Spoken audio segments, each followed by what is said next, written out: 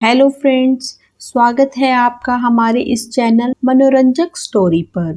रोज नई स्टोरी के लिए हमारे इस चैनल को लाइक करें, सब्सक्राइब करें एंड कमेंट्स करें। धन्यवाद। धर्म की दीवार।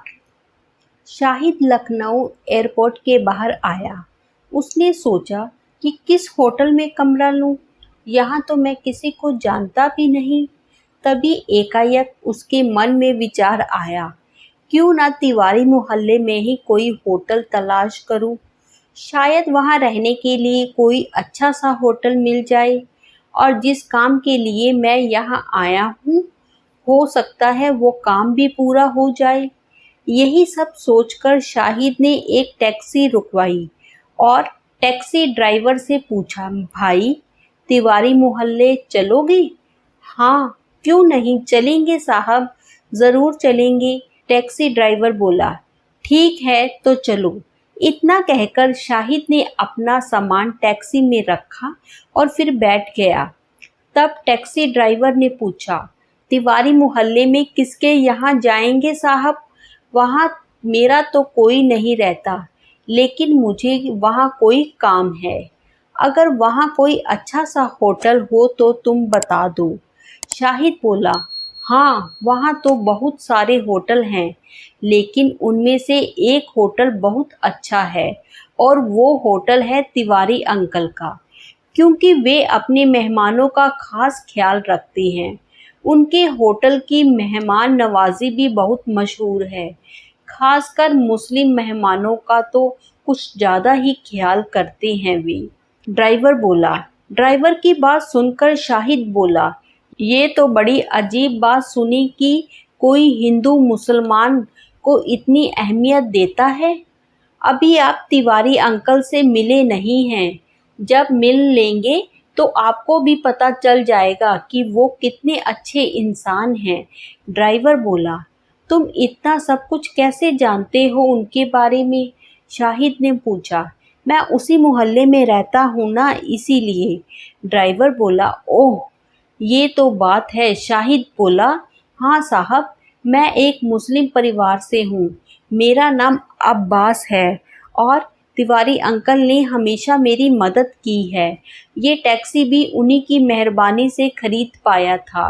उन्होंने ही इसके दाम चुकाए थे और फिर बाद में मैंने धीरे धीरे उनका सारा पैसा चुकता कर दिया और मेरी बहन की शादी में भी उन्होंने बहुत मदद की थी। मैं तो हमेशा उनका एहसानमंद रहूँगा। अब्बास बोला, ओह इसीलिए तुम तिवारी जी की इतनी तारीफ कर रहे हो? शाहिद बोला, वे है ही तारीफ के काबिल। और ऐसे ही बातों के बीच दोनों अपनी मंजिल तक पहुंच गए। होटल का नाम था मिलाप।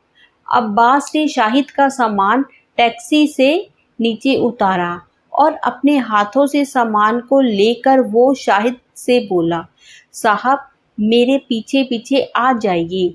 शाहिद अब्बास के पीछे पीछे चल पड़ा और रिसेप्शन पर ही अब्बास को तिवारी अंकल दिख गए तो अब्बास ने सामान ज़मीन पर रख कर तिवारी जी के पैर छुए। बदले में तिवारी जी ने अब्बास के कंधे पर हाथ रखकर पूछा, कैसे हो? बहुत दिनों बाद आना हुआ। बस अंकल ठीक हूँ, एक मेहमान लाया हूँ आपके लिए। अब्बास ने शाहिद की ओर इशारा करते हुए कहा। ओ आइए आइए, आपका स्वागत है हमारे होटल में। तिवारी जी बोले, जी रास्ते भर आपकी तारीफ सुनते हुए आ रहा हूँ। शाहिद बोला, इस अब्बास की तो ऐसी ही आदत है, जब देखो तब मेरी तारीफों के पुल बांधने लगता है।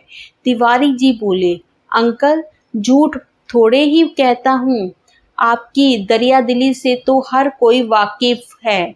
अब्बास बोला, बस बस रहने दे। और फिर इतना कहकर तिवारी जी ने एक शख्स को आवाज़ दी जो शायद होटल में ही काम करता था और तिवारी जी ने उस शख्स से शाहिद का सामान कमरा नंबर 25 में रखने को कहा। उस शख्स ने शाहिद का सामान उठाया और कमरे की ओर ले गया और इधर तिवारी जी ने पहले शाहिद का नाम पूछा, फिर उसका आधार कार्ड देखकर कागजी काम पूरा करके उसे कमरे की चाबी थमाते हुए बोले, आप आज दोपहर का लंच यहीं लेंगे या बाहर किसी रेस्टोरेंट में जाएंगे? जी, बहुत थका हूँ। मैं तो पहले जी भरकर आराम करूँगा आज। बाहर जाने का झंझट मुझसे ना हो पाएगा।